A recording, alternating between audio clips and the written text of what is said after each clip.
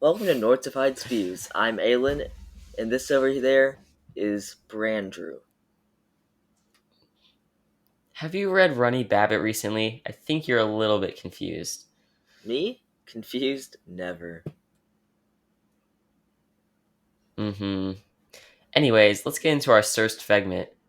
Uh-oh. Now it's me too. Sportsified.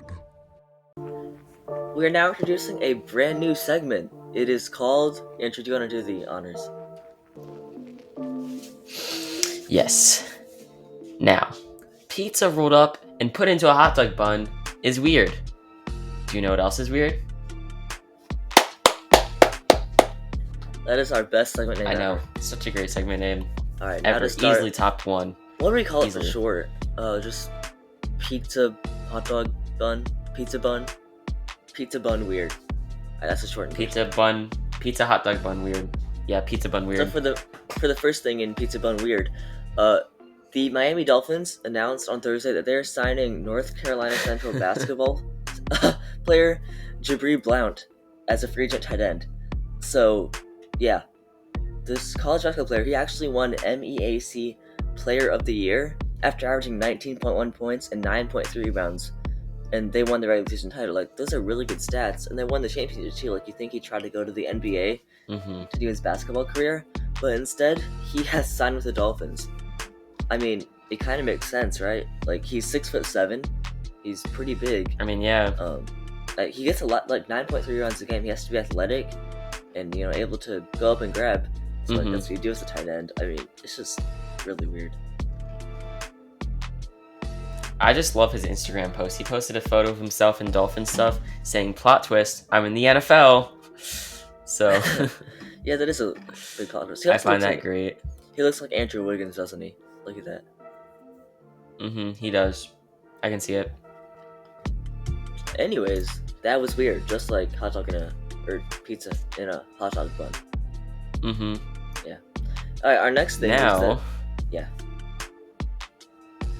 The Jaguars are getting Tim Tebow back as a tight end. Like, that's just weird. Like, okay, I know. Right, he won the Heisman in college. He goes to the NFL as like a really high quarterback pick, becomes a bust, goes to the minor leagues in baseball, works out to AAA. He's at AAA for a couple years. Seems like he was close to making the majors at a couple times. But then he retires from baseball. Seems like he retired from sports for good until a couple weeks ago. It was announced that he worked out for the Jaguars at tight end. Like, it's crazy. I'm kind of confused, to be honest. Insane. And he hasn't played a regular season game in the NFL since 2012. Like, 2012. It really is a crazy. curious situation. But I did not realize this. The Urban Meyer was the head coach at Florida while Tim Tebow was there. Oh. So that's part of the reason. Yeah, so he logged like about 300 AAA at bats in 2019. I mean, he was pretty close to the majors. He's 6'3", 245 pounds. He can make the switch. Is everyone just going to football now? Like, yeah, basketball player, baseball player. Who are we gonna see next? I guess. Like, yeah, that's who knows? Weird. Soccer player. You gonna go play football, Andrew? Try out for an NFL team? I mean, although, question: if a soccer player joins a football team, are they really changing sports? You make a great point there. But Tim Tebow, tight end, Jaguars, that's weird. Just like pizza and a hot dog bun. Now, for the next one. Alabama high school softball teams combined for 91 runs. It was 46-45. How does this happen? So, like, I'm playing baseball for our high school team right now, right? We've had a high scoring game, and it was not a 1-run game like this Alabama softball game. Instead, we lost 41-0. But yeah, so that was 41 runs in total. Like, I thought that was absolutely insane. Like, that is such a high scoring game. This Alabama softball game, was 46-45. Just let that sink in. They It's the scored third 91 highest, total runs. right? Yeah, and it was somehow still a one-run game. Like, how does that happen? You want to read off some of It was these just crazy so numbers close. from that? Yes. So the game featured the most runs in one contest with In the 91 in the state in history. in the state. Yes. The most walks with 65. The most hit by pitches with 29. And then, do you want to tell about the last one? Yeah, so one of the players, she scored 7 runs. She didn't actually record an official at bat because she got walked 5 times and was also hit by 3 pitches. But just think about those two before. 65 walks, 29 hit by pitches. 29. I know. Like, they're gonna need a lot of ice. Yep. 4 other players scored 6 runs. That's just crazy. One of the teams, they only had 5 hits, but also had 42 walks and somehow scored 45 runs. So yeah, it was only 7 innings too, like a regular high school game. It was 7 innings. They didn't even go into extra innings. Wait, if they play this at night, they had to have lights, because like otherwise it'd be like pitch black at that point. Like, that's absolutely insane. I'm sure they had lights. I'm gonna look up this high school quick. I'm gonna think about the highlight video for this. Park Crossing. How long would that highlight video be? Stuff. It'd also be very boring because I they're don't just know. walking in runs all the time. I found the high school images. Park Crossing No, not and football, Lanier. softball. Oh, it says the game took 5 hours. And it was in the state's tournament. So, yeah. Like, they had to finish the Yeah, game. I'm sure it did have lights then. Because it's a tournament. Huh? I'm sure they had lights, yeah. Alright. Moving on from the first ever segment of Pizza Rolled Up and Put in Taco Bun is weird. Do you know what else is weird? Alright. Moving on. So last night, I actually watched the last couple innings of this. Reds pitcher Wade Miley threw a no-hitter against Cleveland, which, you know, that's great and all. He was the oldest pitcher since Randy Johnson to throw a no-hitter. But the crazy part about this was it's the 4th no-hitter in the MLB already. 4th. That's insane. We're about a month into the season at this point. And Dang. The record for no-hitters in a season was 8. And that was, like, before 1900. That was in the 1800s. So, like, that's before hitters got good. So, like, that's bound to happen. A lot more back then. But 4 already this year. What is that saying about the state of baseball? Like, are the hitters becoming worse? Are the pitchers becoming better? What has happened to have 4 already? The 4 pitchers were the Padres right-hander Joe Musgrove, White Sox lefty Carlos Rodon,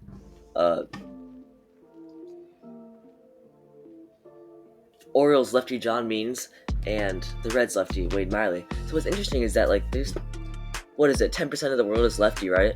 Left-handed. But 3 out of the 4 to throw a no-hitter this year have been left-handed. I wonder if hitters are struggling more against left-handers. I don't know. That's crazy. Just kind of crazy. 4 already.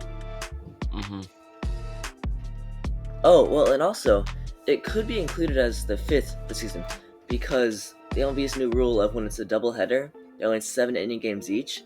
So Madison Bumgarner for the Diamondbacks no-hit the Braves on April 25th, but it was a 7 inning game because it was part of a doubleheader. So if that counted, we'd already be at 5, getting close to that record. So yeah, it didn't count. Andrew, you want to talk about Aaron Rodgers? Yes. So Aaron Rodgers, he is not happy with his situation, and it's been talked about recently, but it's just like people aren't sure where he's gonna go. It's just, I mean, obviously he's getting up there in age. He's 37, but it's pretty clear that he probably will not be with the Packers right now. So, trying to find something about where. If he retires, he could. Where do you see him Jeopardy going? host, right? I see him going to Jeopardy. Yes. Oh yeah, I'm just that's definitely the clearest possible. Well, the question is, what team needs a quarterback right now? The teams that did fill their needs with the draft, right? You got the Jaguars getting Trevor Lawrence, Jets getting Zach Wilson, Bears getting Justin Fields, Patriots getting Mac Jones, and who's the fifth quarterback I'm missing? Oh, Trey Lance going to the Niners. I'm seeing a couple things. I'm seeing a couple things about the Broncos potentially picking him up. That's true. The Broncos probably have the weakest quarterback group right now, led by Drew Lock. I can't really think of anyone else at this point. Like, who needs a quarterback? So I think the Broncos are probably the Packers' only option right now. Broncos or Jeopardy. Unless he says, like, I'm not playing unless you trade me, and even then, I think it's a pretty long shot that Aaron Rodgers isn't playing for the Packers. Like, that's just gonna be a hard trade to pull off. What's his contract like? I'm not sure. I'm just down the rabbit hole of Aaron Rodgers saying he wants to be the full-time host of Jeopardy because I love that. He is earning $33.5 million a year, which is like, it's on the higher end for QBs, but it's actually not the highest. Dang. Yeah. That's still a pretty hard trade to pull off, especially because the Packers have won a lot. Like, he just won the MVP. This is the reigning MVP we're talking about here. That's like if in baseball, Freddie Freeman, Jose Abreu, Mike Trout, they all wanted to change teams, or in basketball, like Giannis, he wants out, which did seem like a possibility earlier this year, but yeah, it's kind of crazy. Random note though, I'm looking at this, and Aaron Rodgers had said he doesn't think he needs to give up football to do Jeopardy. He thinks he can fit them both in, so that's gotta be hard to do. Oh, they do record all the episodes in like a couple weeks span, right? Like, they're pre-recorded. Yeah, because he said Jeopardy only takes up 46 days, and football takes up 187. Right, if they do it in off-season, then that would work. Although I've heard mixed reviews about how he actually was as the host of Jeopardy, but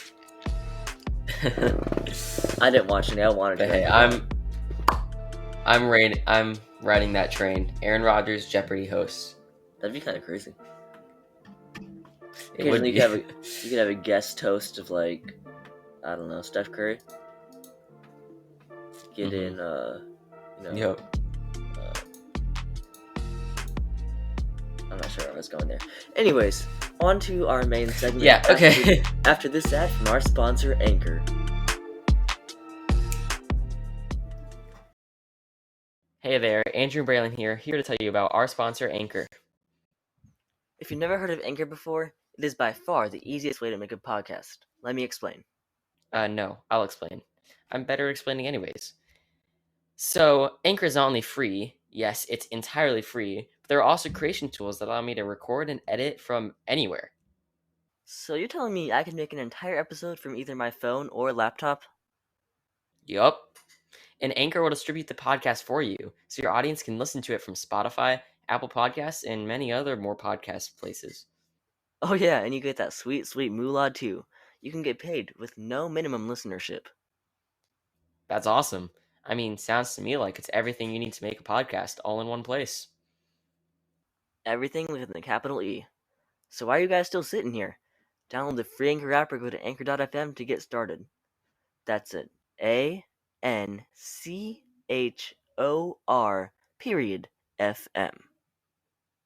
I mean, you should probably finish this episode first. It's pretty interesting. But still go check Anchor out as soon as you finish. Now back to the show. And we're back. Welcome back, everybody. We are going to talk about the NFL draft a little bit. So, what should we talk about first? There's a lot to cover here. Yeah, I think we should just kind of go through it team by team for now. And just say how we think about, like, each team's draft class. We'll do it in ABC order, starting with the Arizona Cardinals. So their first round pick, number 16 overall, was Zaven Collins, the linebacker out of Tulsa. I haven't seen much of his game, but I think they did need linebackers. They'll have a pretty good defense after signing J.J. Watt.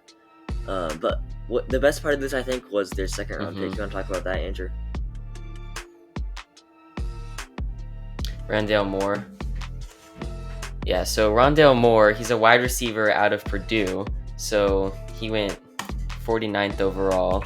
And I'm going to pull up some of his stats right now. Yeah, But he is didn't play very much in fast. college. He He's was injured. 5'7", 181 pounds. He's That's 5'7", some 181 speedy wide pounds, receiver so he is build. on the smaller Yeah. side. But yeah, that is like straight fast. So I'm trying to find his speed. Yeah, so he clocked a 429 40-yard dash with a 42.5 vertical jump. That's just insane. Like that is a good pickup. Yeah, so just imagine Kyler Murray to Rondelle Moore all day long. Alright, let's move on to the Atlanta Falcons. So they had the 4th overall pick in the draft and selected Kyle Pitts, a tenant from Florida. Now, by many accounts, he was the second best player in this draft, just behind Trevor Lawrence. He's just a game changer.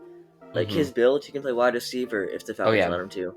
But at tight end, like he's just a mismatch. His college coach was something about like how he's a unicorn, and to defend a unicorn, you need another unicorn, and that's no one who can match up against Kyle Pitts. Like he's gonna be a generational talent. I don't know. It's absolutely insane. Oh yeah, for sure. This may be a little biased. I like the round 3 pick of Braylon Mayfield, offensive tackle out of Michigan. But Michigan fan. Yeah, just giving Matt Ryan more time to work in the pocket and get those passes out to Julio Jones and Kyle Pitts. And clear more space for their running back is actually Todd Gurley. I kind of forgot about that. And obviously, if we're going on the bias train, I obviously like the 5th round pick from Notre Dame. I'm not going to attempt his name because I don't even know as a Notre Dame fan, but also a good pick just because for going off of biases here. Now, quick note, we're not going to talk about every single pick in the draft, but we will have them up if you're watching on YouTube, so just keep that in mind. Oh, we will? That's a lot. Okay. Yes. Okay, the Ravens next. Okay. Minnesota with a 0. What? Okay, so Ravens first round, they actually have 2 picks. They got the 27th pick and the 31st pick. And I do not know how to pronounce his first name. I'm going to say that's Rashad Bateman. Yeah. Bateman? He's a wide receiver out of Minnesota. Apparently Minnesota spelled with a 0. Tall. Yeah, we're reading this off of Pro Football Rumors, and there's a little typo here if anyone that works there is listening to this. The O in Minnesota spelled with a 0. Yeah, he's 6 feet tall, 209 pounds. So that's honestly pretty average-ish. Yeah, if you look at him though play, he's got a pretty solid build for a wide receiver. He does. Yeah, they developed him well. Yeah, I'm looking Lamar Jackson got himself a weapon there. I think he's more of a higher floor and not as high of a ceiling. Like I think taking in after him, Rondelle Moore has a higher ceiling than Rashad Bateman, but he'll be a solid receiver. I also like the round 4th pick of another receiver, Tylan Wallace, out of Oklahoma State. I wanted my Lions to draft him, honestly. He's a good player. Yeah. Oh look, they had 2 5th round. Then there's more Dame, round Michigan. 5 bias picks. Yes, sir. All right. Yeah. Dalen Hayes and Ben Mason. Dalen Hayes is obviously the better pick there because he went before. So Buffalo Bills. Yeah. So they had the 30th overall pick in the draft, which is one of the lowest in the first round. The guy they drafted though, I think preseason mock drafts, before injuries, he was projected to go like top 15. He has all the potential in the world. He's explosive. Gregory Rousseau, the defensive lineman out of Miami, and he can be elite. Like if they develop him well, that's a big edge rusher. He's one of those like leaner guys who just explodes with their speed and athleticism off the edge. Yeah, he can be pretty good. Any other notables from that draft class? Well, they doubled up on a defensive edge. Anybody with their 2nd round pick, Carlos Gresham Jr. From Wake Forest. From Wake Forest. Those guys are kind of the future of the defensive line at this point. Like, that's a pretty good duo. All right, the Carolina Panthers. Yeah. Okay, so first round, they got the 8th pick in J.C. Horn, a cornerback from South Carolina. So, what confused me there? Justin Fields is still on the board, right? At 8th overall. He went 10 to the Bears. Yeah. 10. I think they're rolling with Sam Darnold. I mean, I guess a change of scenery. He could do good. Live up to his 2nd overall pick hype. I just don't see JC Horn's a good player, right? But I think Justin Fields would have been better here. Yeah. I'd agree with that. Now JC Horn, he's a solid build, 6'1", 205. That's pretty average, and he looks like, if you look at him, he looks like a cornerback. But yeah, it is interesting why they didn't pick up Justin Fields with him still available. So yeah, I mean, who they knows traded on that Teddy one. Bridgewater to the Broncos. There's lots of speculation around there. But now the Bears, who did draft Justin Fields, and I mean that gives number them 11, a very solid draft in my opinion. Yeah, number 11, they traded up for the Giants, giving up a first rounder in the next draft, which they did that for Mitchell Trubisky. We see how that turned out. But Justin Fields is just different in my opinion. Like, we've developed well. Yeah, he'll be a superstar. He's one of those dual threats that everyone raves about now. That's what NFL teams want, and he can be that guy. Although there is the talk about how what quarterback for the Bears turns out good, and what quarterback drafted out of Ohio State turns out good. But Justin Fields could be the outlier here. Yep. I'd agree with that. Justin Fields definitely has a ton of potential, and if the Bears figure out the way to fit him into an environment that works, then and they click, then Bears could be deadly in the next couple of years. Yeah, their defense is insane. If they keep that core around, yeah, they're gonna be really good. Yeah, all they need is a good offense, and looks like they might finally have that. So the Bengals, round 1 with the 5th pick, they got Jamar Chase. Now, I like this pick. It's kind of funny. I do. Just because I want him to fall to the Lions. You don't like it? No. Wow. I do find it funny that they tried to bring him in. If I was the Bengals, fan, I would not like it. You see Penei Sewell, because the Lions drafted at number 7. He was thought about as the 3rd best player in the draft, and he's an offensive tackle. They drafted Joe Burrow first overall last year. You got to protect him, right? He only allowed one sack last season. Sewell did, and if at left tackle right there protecting Joe Burrow, that'd be like really good for the Bengals to build around. But instead, they drafted a wide receiver instead of shoring up the offensive line.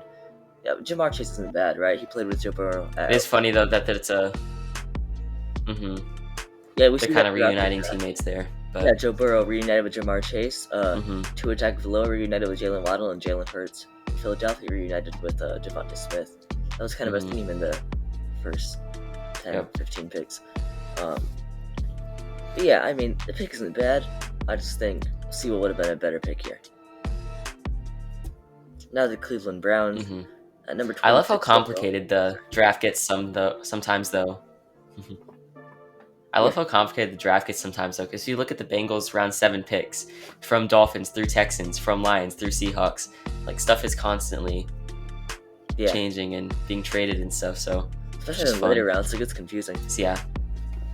The Browns. Go ahead with the Browns. 26 overall, they drafted a cornerback, Greg Newsome II, out of Northwestern. It was a pretty strong cornerback class, I think.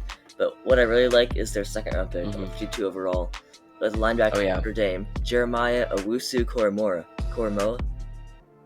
We just call him JOK. Yes. Jock.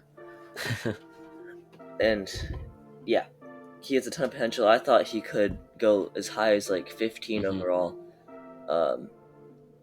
He was projected round 1. Yeah. He could turn out to be the best linebacker in this class, even ahead of Micah Parsons, who went like 12, 14, 13. Up there overall to the Cowboys. I also like their 3rd round pick of Anthony Schwartz, wide receiver from Auburn.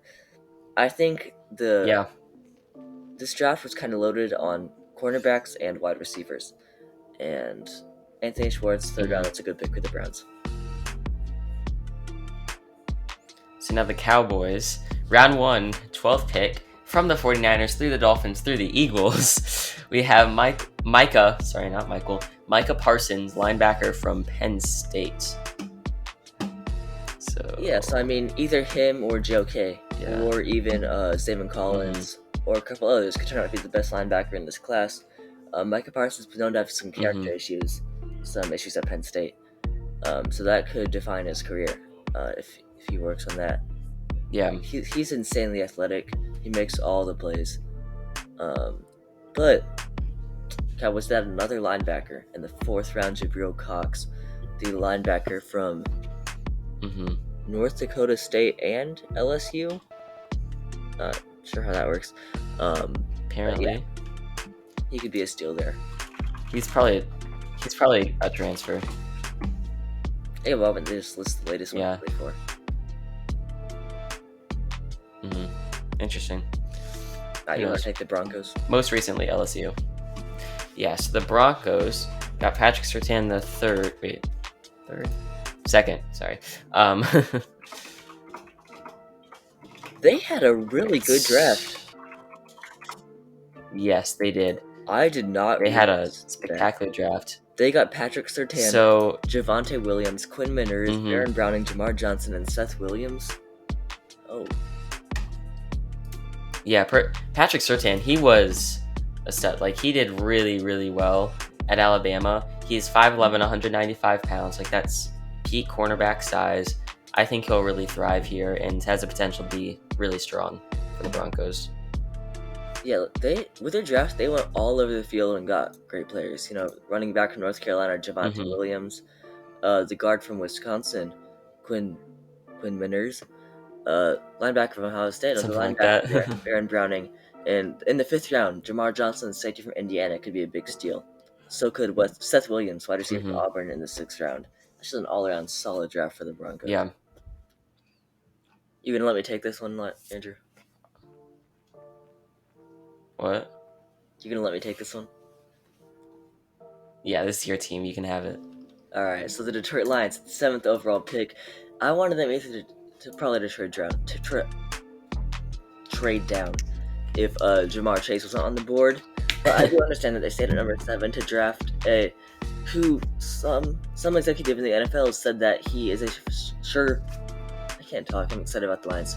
A surefire Hall of Famer, Penei Sewell's offensive tackle from Oregon, and our offensive line is looking really good now with Frank Ragnow, Jonah Jackson, Taylor Decker, and now Penei Sewell.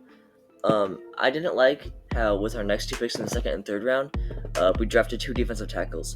But our new general manager, Brad Holmes, he's just sticking to the best player available mentality, and we're going to be the worst team in the NFL most likely. So that's what you want to do at this stage in the rebuild. I do like the 4th round pick of Amon-Ra St. Brown, the wide receiver from USC. He has a good chance to come in and contribute on day 1. He could be one of the top picks in the NFL in the first season. Alright, now the Packers. I really like him as a player. Okay, so in round 1, they got the 29th overall pick with Eric Stokes, a cornerback from Georgia. Seems to be a lot of cornerbacks going. Yeah. And in the 2nd pick, they got in round 2, number 62 overall, they got Josh Myers, the center from Ohio State. And I also like their 3rd round pick from the Titans, Amari Rodgers from Clemson. Yeah, I noticed that. So Amari Rodgers. Yeah, I mean, of course he's gonna put up crazy stats because he's playing at Clemson with Trevor Lawrence and whoever other quarterback they would have because it's Clemson. But he still looks to be a pretty good receiver at the NFL level. I'd agree with that. Now the Texans, not too much to talk about here. Well, actually, they used their first pick in the draft, which was in the 3rd round because of Bill O'Brien and his trader shenanigans. To draft Davis Mills, a quarterback from Stanford. What does this say about the Deshaun Watson situation? That remains to be seen. I don't think there's anything else to talk about there, really. No, it's kind of a boring Then draft the for Colts. It really was. I do not know how to say their 1st round pick. You are a Michigan fan, so you might. Kwity Paye. How do you say that? Went to them at 21st. Kwity Paye. Okay. Yeah, he is. His athleticism And other is than that, absolutely insane. He has such a high ceiling. He didn't put up great numbers at Michigan, but he has the looks to be able to put up great numbers at the NFL level. And last season wasn't a great season. I'm intrigued by their. Yeah. I kind of like their 6th round pick, the Texas quarterback Sam Ehlinger. I think that's an interesting pick. Colts kind of making sure they have that QB option, and he's shown some potential in the past couple years, so there'll be an interesting kind of down low QB potential dude to watch out for. Yeah, if Carson Wentz plays like he has been playing, Sam Ehlinger could see some playing time. Or gets injured, which he's doing. Here we go. The next one is a big one. Yeah. Oh man. So they got loaded. With the 1st overall pick in the 2021 NFL Draft, the Jacksonville Jaguars selected Trevor Lawrence, quarterback out of Clemson. Was anyone surprised? No, I don't think so, unless they haven't been No, paying attention I'm to shocked. football for the past 2 years. But what I do like, there's nothing really to talk about there. I mean, It's we knew shocking. this was going to happen. But they also had another pick. Yeah, he's a generational talent. Like, Yeah. At 25, they had another pick in the first round, and they drafted Trevor Lawrence's running back teammate from Clemson, Travis Etienne. And that's really cool. I like that. Lawrence and Etienne, both from Clemson. You know, yeah, the backfield duo. I don't know how you say that. But yeah, they filled it out with a solid backcourt. draft the rest of the way. But the Jaguars have a good foundation to build on with Lawrence Etienne and Urban Meyer. So at this point, we're kind of cramped for time here. So we're just gonna read off the first 2 picks from each of the remaining teams, and if we see something we like, then we'll talk about it a little bit. So the Chiefs selected Nick Bolton in the second round, the linebacker from Missouri, and also in the second round, Creed Humphrey, the center from Oklahoma. All right, and then we have the Las Vegas Raiders in the first round with the 17th pick. They got Alex Leatherwood from Alabama. In the second round, they got Trevin Moore, safety from TCU. I do not know how to pronounce his last name. Yeah, I like that pick of Moberg there. He's a pretty good playmaking safety. The Chargers selected in the first round, 13th overall, Rashawn Slater, the offensive tackle from Northwestern, and in the second round, Asante Samuel Jr., the cornerback from Florida State. Those are a very good first 2 picks. You know, they got Rashawn Slater, left tackle and right tackle. I love those picks. Justin Herbert, and then Asante Samuel Jr. could turn out to be the best cornerback in this draft class taken in round 2. All right, so the Rams with the second round, they got Tutu Atwell, the wide receiver from Louisville. I like this pick. It's a pretty solid pick. And in the third round, Ernest Jones, the linebacker from South Carolina. Overall, they didn't have a great draft, and they haven't had a first round pick to work with since they selected Jared Goff first overall in 2016, because of trades for star players like Jalen Ramsey. I think they should have done better in this draft to get more weapons for Matthew Stafford and to just round out that defense. They're still a Super Bowl contending team, in my opinion. Yeah, but they've had one of the worst draft classes. The Miami Dolphins got number 6 overall in the draft, Jalen Waddle, the wide receiver from Alabama, team up again with his college teammate Tua Tagovailoa, and also 18th overall in this draft. Why do the Dolphins always have multiple first-round picks? Jalen Phillips, defensive edge, Miami. He was a teammate with Gregory Rosso, who was also a defensive edge at Miami, and both of them have like sky-high potential. They have all the athleticism, and yeah. Yeah, random note, the Dolphins are very much going to make sure that their offense is solid. Like they drafted 2 very solid offensive tackles as well, and they're just trying to protect Tua, give him Jalen Waddle as a weapon, so it'll be interesting to watch them. So the Vikings, the round 1, 23rd overall pick, they got Christian Darrisaw, offensive tackle from Virginia Tech. And their second pick was all the way in round 3, Kellen Mond, quarterback from Texas A&M. So what does that say for Kirk Cousins? He's aging. I know. Yeah, he probably maybe the worst quarterback in the NFC North at this point. Again, you got Aaron Rodgers, Jared Goff, Justin Fields, and Kirk Cousins. Yeah. Yeah, it doesn't hurt for them to draft kind of one of the lower quarterbacks in the draft, just so they can kind of develop him, and so once he is ready, then they can release him.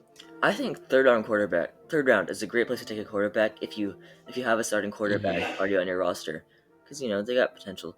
To develop and eventually take over. Yeah, so they can have time to develop him and stuff. Yeah, wasn't Russell Wilson the 3rd round pick? Tom Brady was a 5th round pick. I forget when he was taken, but you can get good talent there. So the Patriots, they drafted at 15th overall. He was round 3, yeah. Yeah. They drafted at 15th overall Mac Jones, quarterback from Alabama. Bill Belichick played this draft great. Like, everyone thought he'd want to trade up and draft Justin Fields or Mac Jones, but instead he saw who was going. He just let Mac Jones fall to him without having to give up any further assets. And so they got their quarterback. It'll be him versus Cam Newton in the preseason competing for that starting quarterback job. And in the second round, they drafted another player from Alabama, the defensive tackle Christian Barmore. All right, so the Saints in the first round with the 28th overall pick, they got Peyton Turner from Houston, and in the second rounds they got Pete Werner from Ohio State. Yeah, I don't have much to comment there. Although in the 4th round, they did draft your quarterback, Ian Book out of Notre Dame. Drew Brees is retired now. Yeah. They have Taysom Hill, Jacoby Brissett. It's not an outstanding quarterback group by any means. Ian Book has the opportunity there. No. The Giants. I know he's drawn some comparisons to Drew Brees. Yeah. The Giants, 20th overall in the draft. They drafted Kadarius Toney, the wide receiver from Florida. And in the second round, Azeez Ujulari, the linebacker from Georgia. All right. So the Jets, with the second overall pick, they got Zach Wilson, the quarterback from BYU. And with the 14th overall pick, they got Elijah Vera Tucker from USC. So 2 very offensively oriented moves here, which makes sense. If you look at their first 4 picks, it's all offensive based. Yeah, second round, Elijah Moore, wide receiver from Ole Miss. I really like Elijah Moore. I wanted the Lions to draft him. I said that. Oh yeah, a lot of people don't know, but. Yeah, I mean, Zach Wilson, the one passes to Elijah Moore with Elijah Vera Tucker to protect him. They got their whole offense in this draft. The Eagles, 10th overall. They really did. They traded up for the Cowboys pick to draft Devonta Smith, wide receiver from Alabama. That is putting a lot of faith in Jalen Hurts, getting him a weapon instead of going defense or a replacement for Jalen Hurts. College teammates. There could be something there. And then in the second round, Landon Dickerson, the center from Alabama, Smith, and Tua's teammate from there. So, Yet again. Yeah, Alabama they have so many draft picks. I know, Steelers, Alabama, Najee Harris, 24th overall. And then second round, number 55, Pat Freiermuth, tight end from Penn State. I'm not super familiar with him as a player, but... No, me either. But everyone thought that Najee Harris was going to be the pick for the Steelers, and he was, which is kind of crazy. You don't really ever see a lot for the 24th overall pick in the draft, but that is what happened. The first running back taken in this draft. Just watching some of his games, he had that 5 touchdown game against a pretty good team. He just seems like a bully. He just gets touchdowns. The 49ers drafted 3rd overall Trey Lance, the quarterback from North Dakota State. Lots of people thought either Mac Jones or Justin Fields could be the pick here, but I think they took the guy with the lowest floor and the highest ceiling here in Trey Lance. Also in the second round from Notre Dame, they drafted the guard Aaron Banks. Yep. All right, and then Seahawks, 3 picks total. Sigh. Second round, Dwayne Eskridge, wide receiver from Western Michigan. Now, for only having 3 picks total, this was actually a pretty solid pick. And I think they can do quite a bit with this. Their wide receiver class has always been solid, in my opinion. They've always had a solid core of players that they can rely on, and this just adds to that. And then 4th round, Trey Brown from Oklahoma. Then since they only have 3 picks, I'll just mention their 3rd pick, round 6, Stone Forsythe from Florida. So building up that offense. I'm just curious, how did they only end up with 3 picks in this draft? And 2 of them were from other teams. Trading. They only had, out of their 7 picks, every team has 7 picks in the draft, 1 for each round. They only ended up with their second round pick. I'm not sure how that happened. I mean, they've done so much trading and stuff to acquire things in the past, so this was just a weird draft for them. They just acquired things. Players, not things. They get washing machines and stuff. Yep. Well, we talked about this earlier in our podcast. Kyle Korver was traded for a printer. Anyways. Yep. The Buccaneers, 32nd overall, the last pick in the first round, drafted Joe Tryon, linebacker from Washington. And in the second round, Tom Brady's successor, Kyle Trask, quarterback from Florida. And it remains to be seen if his insane numbers were because of having Kyle Pitts on his team. But, Tom Brady retires, they have an option there. Yep. All right, and so the Titans next. In the first round, they got Caleb Farley, cornerback from Virginia Tech, and in the second round, they got Dylan Hadunes, an offensive lineman from North Dakota State. Last team, the Washington football team. Kind of like the how Tennessee is a football team, and the Tampa Bay is a football team. The Washington football team. No, but this is actually called the football team, the Washington football team. 19th overall, Jamin Davis, linebacker from Kentucky, and in the second round, Samuel Cosmi, offensive tackle from Texas. But Jamin Davis, he's another guy I could see being the best linebacker in this draft. It's a really strong linebacker draft class. Draft class. He could be a really good player for them.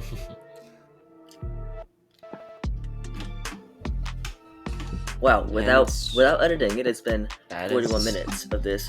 So I hope we can cut it and edit in a way that does not make it boring for you. But thank you for listening to this or watching, or if you're doing this on YouTube, watching, podcast, listening to this episode of Sportsified Spews. Remember, I'm Aylin, and that weird guy is Andrew. See you next time. Peace.